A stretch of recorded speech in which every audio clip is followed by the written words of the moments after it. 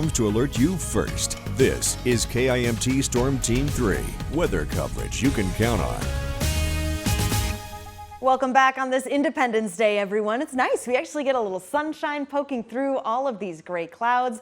Looks pretty good in Austin. And yes, we love the sunshine. We love soaking it up. What we don't love is the fact that when we see a little more sunshine, it means things are going to warm up. And as they do, it brings more instability to the atmosphere, and it brings another chance for showers and storms, especially as we get later into this Independence Day. So let's time it out. Let's see, what is the main threat here as we come into the afternoon and the evening? It's not so much the temperatures. They are pretty comfortable in places like Albert Lee, Austin, sitting in the low 70s, 69 in Rochester, so still expected to go up a little bit more to get back into the 70s. Same with Minneapolis, currently at 68.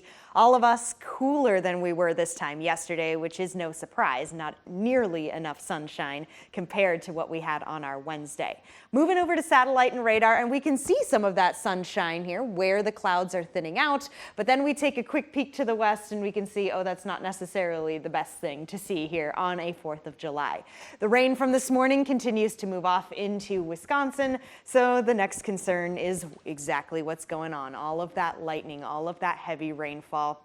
As of right now, though, it is coming in maybe a little faster than what was originally in the forecast, which is not a bad thing as we get through the afternoon. The hope is that it comes through quickly and passes by as this low pressure system slowly spins and moves to the east.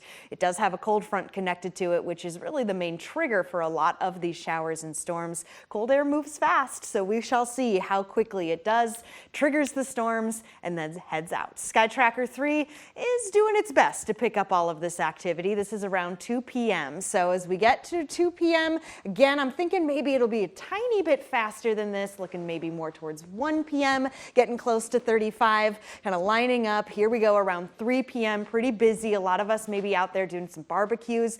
Get prepared to go back inside at least for a couple hours. By 4 p.m., it continues to make its way towards the east.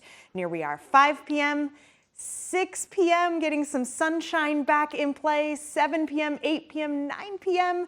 It looks like, at least according to this data set, we should have some decent drier conditions as we get closer and closer to that prime firework hour.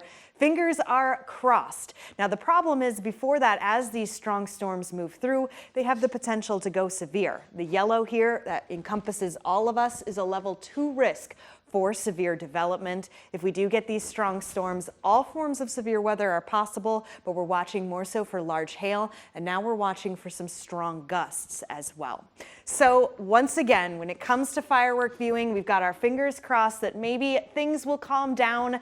Here, we're still picking up on that possibility for some lightning in the distance, so that's something we're going to have to watch very closely. As for rain coming down, that's also iffy. It's kind of that 50-50% chance of if we will get rain or if we won't. It'll be raining somewhere else versus over our home. Now, as we head into our Friday, the chances for that rain linger. Same with our Saturday, but we do start to see a dip. So here on the 7-day forecast for the weekend is always in view. Yes, we've got the lightning flashing on Saturday, but once again, we are still seeing some sunshine come out.